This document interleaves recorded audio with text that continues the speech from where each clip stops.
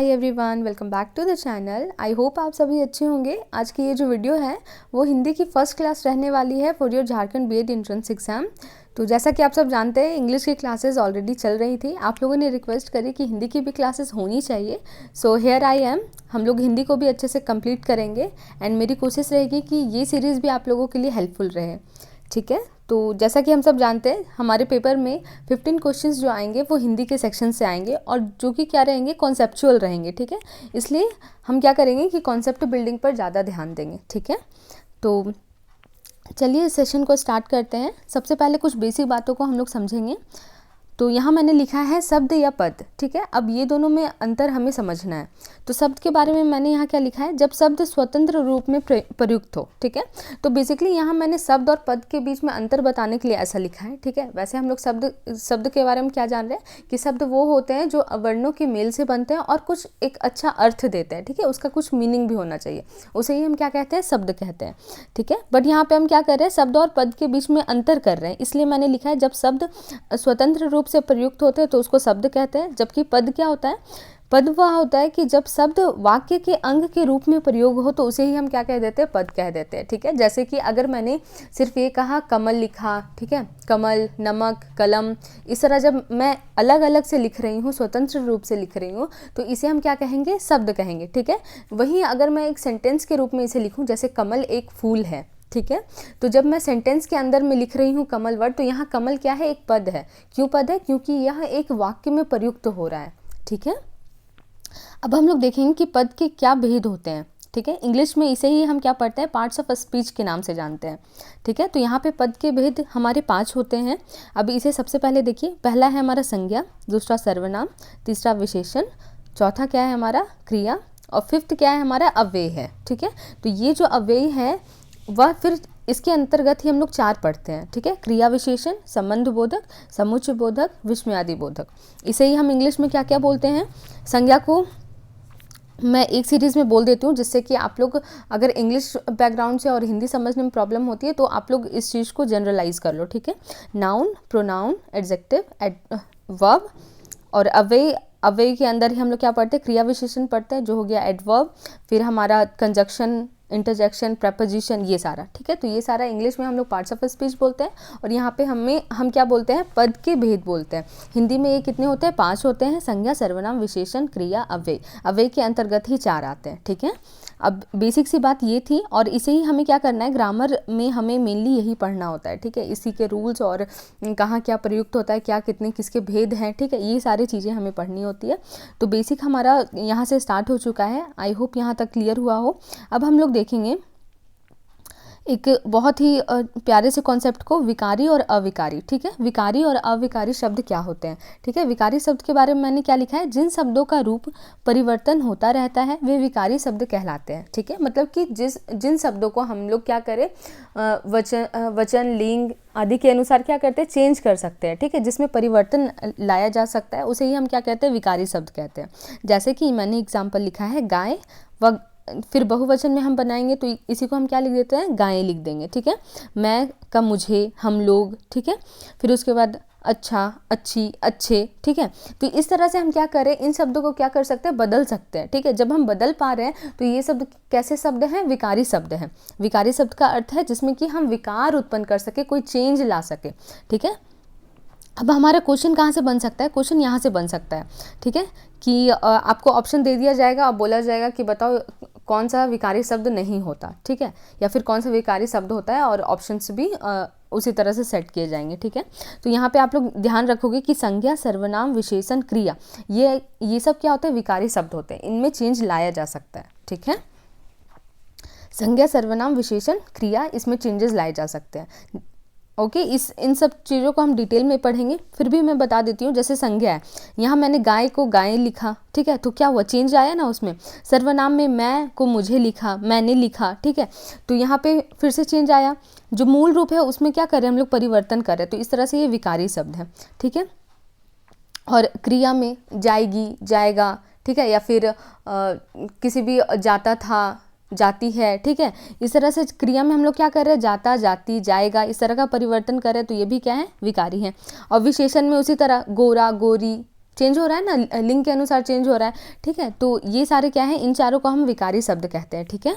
अब नेक्स्ट हम लोग देखते हैं अविकारी शब्द, जस्ट अपोजिट ऑफ विकारी शब्द, ठीक है। इसमें क्या होगा कि कोई भी परिवर्तन हम नहीं कर सकते, जिन शब्दों के रूप में कभी कोई परिवर्तन नहीं होता उन्हें ही हम क्या कहते हैं, अविकारी शब्द कहते हैं, ठीक है। जैसे और, यहाँ, किंतु, जो, नहीं, ठीक है। तो ये सब में कोई भी चेंज नहीं होगा, वचन, कारक, लिंग आदि ये सब के अनुसार क्या होता है, इसमें कोई भी परिवर्तन नहीं लाया जाएगा, ठीक है। अब देखिए, इसी में ये अविकारी शब्द को ही हम अन्य शब्द में क्या कह सकते हैं, अव्यय कह सकते हैं। जो हमने अभी जस्ट नीचे ऊपर पढ़ा था, क्या पढ़ा था हमने कि अव्यय क्या होता है, पांचवा भेद होता है किसका, पद का, ठीक है। तो यहाँ पर वही हम देख रहे हैं, अविकारी शब्द क्या है, अव्यय हैं, ठीक है। और अव्यय के अंडर में जो हमने देखा था, क्रिया विशेषण, संबंध बोधक, समुच्चय बोधक, विस्मयादि बोधक, ये सारे भी क्या हैं, हमारे अव्यय के पार्ट है, ठीक है। तो अविकारी शब्द में ये चार आएंगे और विकारी शब्द में संज्ञा, सर्वनाम, विशेषण, क्रिया, ठीक है। आई होप यहाँ तक क्लियर हुआ हो। बीएड के किसी और एग्जाम में, मतलब यूपी बीएड में कहीं ये क्वेश्चन पूछा गया था कि कौन सा विकारी शब्द नहीं है, और ऑप्शन दिया गया था संज्ञा, सर्वनाम, विशेषण, क्रिया विशेषण। तो बताइए कौन सा विकारी शब्द नहीं है इसमें से, क्रिया विशेषण, ठीक है। बाकी सारे क्या है, विकारी हैं। ओके, तो आई थिंक विकारी और अविकारी आप लोग को क्लियर हुआ होगा। ये बेसिक सा एक कॉन्सेप्ट था हिंदी ग्रामर का, ठीक है। अब हम लोग आगे बढ़ते हैं और सबसे पहले हम लोग संज्ञा को पढ़ेंगे, ठीक है। तो ये जो चैप्टर है वो तो हम बचपन से पढ़ते आ रहे हैं, बस एक बार हम क्या करेंगे, रिकॉल कर लेंगे और जहाँ से भी क्वेश्चन बन सकते हैं उस टॉपिक को भी इसके अंतर्गत हम लोग देख लेंगे, ठीक है। तो सबसे पहले संज्ञा किसे कहते हैं, किसी व्यक्ति, वस्तु, स्थान, भाव आदि के नाम को हम क्या कहते हैं, संज्ञा कहते हैं। इन सिंपल वर्ड्स क्या कह सकते हैं, जिस नाम से किसी चीज़ को जाना जाता है वही उसकी क्या होती है, संज्ञा होती है, ठीक है। आई थिंक ये तो क्लियर होगा ही आप लोग को, ठीक है। संज्ञा के अब प्रकार हम लोग देख लेते हैं। So sorry. संज्ञा के प्रकार हम लोग अब देख लेते हैं। अब देखिए, संज्ञा के जो प्रकार है, हम हमेशा 5 भेद पढ़ते आए हैं, है ना। हिंदी में हम लोग क्या पढ़ते हैं, 5 भेद, ठीक है। बट हम लोग अब एक स्टैंडर्ड लेवल पे पढ़ रहे हैं तो इसको आराम से हम लोग समझते हैं। संज्ञा के प्रकार दो आधार पर हम लोग देखते हैं। पहला है व्युत्पत्ति के आधार पर और दूसरा है अर्थ के आधार पर, ठीक है। व्युत्पत्ति के आधार का मतलब क्या है, जिस तरह से वो शब्द उत्पन्न हुए हैं या जिस तरह से वो बने हैं उसके आधार पर। तो उत्पत्ति के आधार पे, व्युत्पत्ति के आधार पर 3 भेद होते हैं संज्ञा के, ठीक है। क्वेश्चन पूछा जा चुका है, झारखंड बीएड में तो नहीं, कहीं मैंने क्वेश्चन देखा है किसी और स्टेट के बीएड एंट्रेंस एग्जाम में आया हुआ है कि व्युत्पत्ति के आधार पर संज्ञा के कितने प्रकार होते हैं। तो 3 प्रकार होते हैं। यहाँ हम लोग देख लेते हैं कि कौन कौन से प्रकार है। रूढ़ है, यौगिक, योग रूढ़, ठीक है। रूढ़ का मतलब क्या होता है, रूढ़ का मतलब होता है कि रूढ़ के अंतर्गत जो भी शब्द आते हैं उनको अलग करके उनका कोई अर्थ नहीं निकलता, ठीक है। मतलब कि ये एक कंप्लीट सेंस देते हैं और इनके टुकड़े करने से कोई अलग अर्थ नहीं निकलने वाला, ठीक है। तो उन्हें क्या कहते हैं, रूढ़ कहते हैं। तो इसके अंतर्गत कुछ 2 देख लीजिए आप लोग, एग्जाम्पल कृष्ण, यमुना, ठीक है।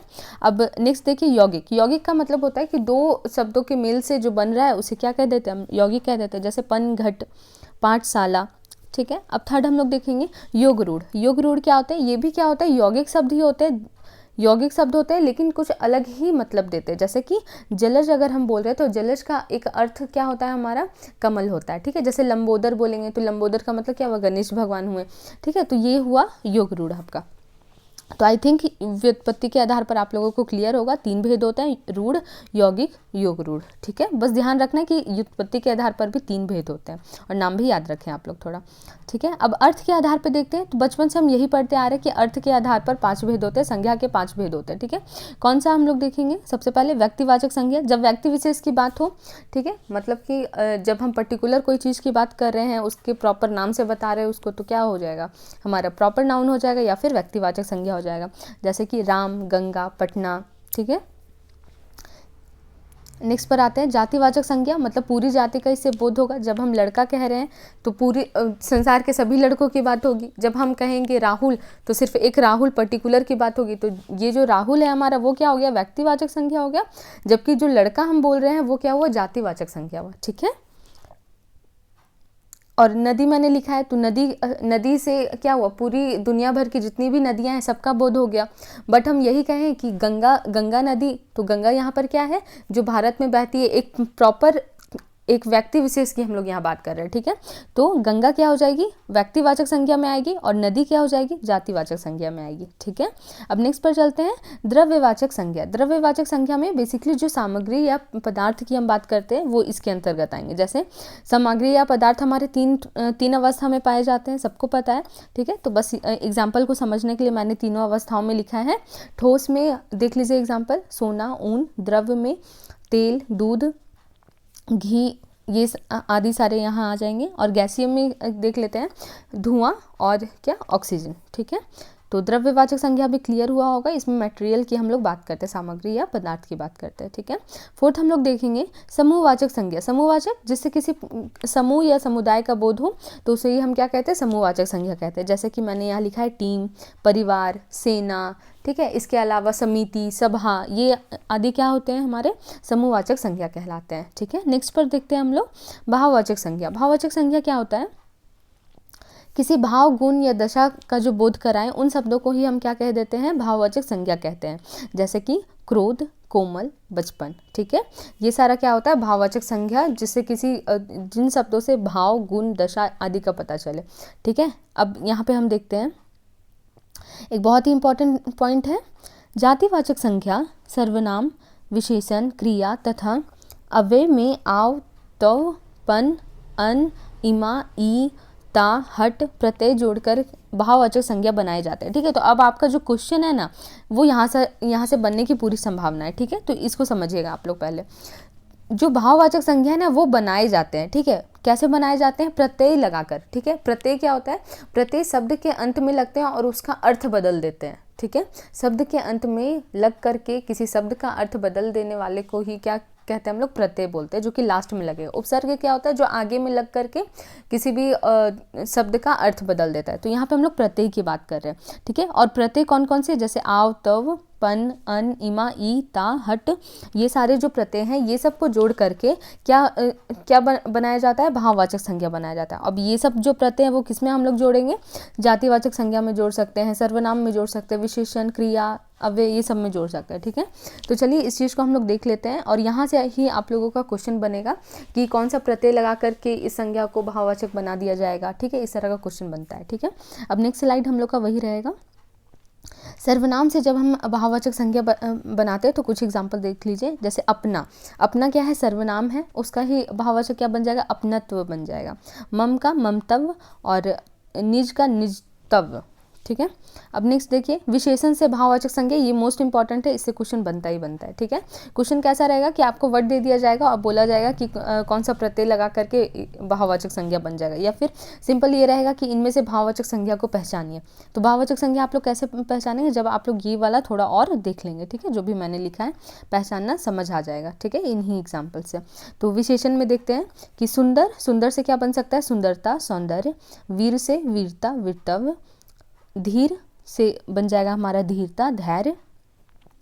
ललित से ललित्य, लाल से लालिमा, भोला से भोलापन, ठीक है। तो इधर जो हमारा आया लालित्य, लालिमा, भोलापन, ये सब क्या है, हमारा भाववाचक है, ठीक है। किसी तरह के भाव को ये बता रहा है, ठीक है। नेक्स्ट देखते हैं हम लोग जातिवाचक संज्ञा से अब हम लोग कैसे बनाते हैं भाववाचक संज्ञा। तो इसमें तो जोड़ करके बनाया गया है, नारी से नारीत्व, ठीक है। नारी से पूरी जाति का बोध हो रहा है, गुरु से सारे गुरुओं का बोध हो रहा है, ठीक है। तो ये जातिवाचक संज्ञा में हम लोग क्या कर रहे हैं, तव जोड़ करके क्या बना दे रहे हैं, भाववाचक संज्ञा बना दे रहे हैं, ठीक है।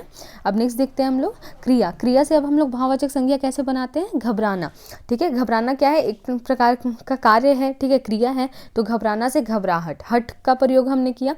थकना से थकान, चढ़ना से चढ़ाई, ठीक है। भटकना से भटकाव, ठीक है। तो ये सारा हमारा क्या हो गया, भाववाचक संज्ञा बना और क्रिया से बना, ठीक है। नेक्स्ट पर आते हैं हम लोग अव्यय। अव्यय से कैसे बनेगा अब, तो अव्यय से भाववाचक हमें बनाना है दूर। दूर से क्या बन गया, दूरी। निकट से निकटता, नीचे से नीचाई, समीप से समीपता, ठीक है। तो यहाँ तक ही था हमारा। तो देखिए मोस्ट इम्पॉर्टेंट यहाँ पर यही है, ठीक है, कि भाव, एक तो सबसे पहले संज्ञा किसे कहते हैं, ठीक है। संज्ञा के कितने भेद हैं और किन दो आधारों पर है, ठीक है। तो एक बार मैं क्या करती हूँ ना कि रिवीजन करवा देती हूँ पूरे क्लास का, ठीक है, जिससे कि सारा आप लोगों को फिर से एक बार माइंड में अच्छे से फिट हो जाएगा, ठीक है। तो देखिए, शब्द और पद के बीच में हम लोगों ने अंतर देखा। शब्द क्या होता है, जो स्वतंत्र रूप से प्रयुक्त हो रहा है तो उसे हम शब्द कह देंगे। पद क्या होता है, जब एक वाक्य में शब्द का प्रयोग कर रहे हैं, किसी रूप में वह प्रयोग हो रहा है तो उसको हम पद कहते हैं। और पद का ही कुछ भेद होता है, ठीक है। कितने भेद होते हैं, 5 भेद होते हैं। 5 भेदों में हमने देखा संज्ञा, सर्वनाम, विशेषण, क्रिया और अव्यय, ठीक है। ये सारे 5 भेद होते हैं। अब अव्यय को भी हम लोग 4 भागों में बांटते हैं, जो कि है क्रिया विशेषण, संबंध बोधक, समुच्चय बोधक, विस्मयादि बोधक। इंग्लिश में इसे ही हम क्या कहते हैं, पार्ट्स ऑफ स्पीच कहते हैं। अब नेक्स्ट स्लाइड हम लोग देख लेते हैं। यस, विकारी और अविकारी शब्द क्या होते हैं। विकारी शब्द जिसमें कि हम लोग बदलाव करके इस्तेमाल कर सकते हैं, उसका प्रयोग कर सकते हैं, वो विकारी शब्द कहलाते हैं। इसके अंतर्गत क्या क्या आते हैं, संज्ञा, सर्वनाम, विशेषण, क्रिया, ठीक है। और अविकारी शब्द क्या होते हैं, जिनमें कोई भी परिवर्तन हम नहीं करेंगे। इसमें क्या आते हैं, अव्ययी शब्द आते हैं। अव्ययी शब्द के अंतर्गत हमने अभी जस्ट देखा कि क्या 4 आते हैं, क्रिया विशेषण, संबंध बोधक, समुच्चय बोधक, विस्मयादि बोधक, ठीक है। इन सभी को हम लोग है ना डिटेल में पढ़ने वाले हैं, ठीक है। So don't worry about that, यही हमारा ग्रामर का मेजर पोर्शन है, ये पार्ट्स ऑफ स्पीच को हम कवर करें, ठीक है। नेक्स्ट हम लोग देख लेते हैं संज्ञा के बारे में। हमने पढ़ा संज्ञा क्या होता है, जिस नाम से किसी व्यक्ति, वस्तु या स्थान को जाना जाता है, उसके ही नाम को हम क्या कहते हैं, उसकी संज्ञा कहते हैं, ठीक है। संज्ञा के प्रकार 2 आधार पर, व्युत्पत्ति के आधार पर, अर्थ के आधार पर, ठीक है। व्युत्पत्ति के आधार पर 3 भेद होते हैं, रूढ़, यौगिक, युग रूढ़। और अर्थ के आधार पर 5 भेद होते हैं, व्यक्तिवाचक, जातिवाचक, द्रव्यवाचक, समूहवाचक, भाववाचक, ठीक है। व्यक्तिवाचक जिससे किसी व्यक्ति विशेष की पता चलती है हमें, ठीक है। जातिवाचक पूरी जाति का बोध हो, द्रव्यवाचक सामग्री या पदार्थ का बोध हो, ठीक है। और समूहवाचक जिससे पूरे समूह का बोध होता है हमें। और भाववाचक क्या होता है, किसी भाव, गुण, दशा आदि का पता चले तो उसको भाववाचक संज्ञा कहते हैं। अब भाववाचक संज्ञा बनाए जा सकते हैं, ठीक है। जातिवाचक, सर्वनाम, विशेषण, क्रिया, अव्यय, ये सब में कुछ प्रत्यय जोड़ करके हम क्या बनाते हैं, उसको भाववाचक संज्ञा बना देते हैं। यहीं से हमारा मेजर क्वेश्चन आएगा।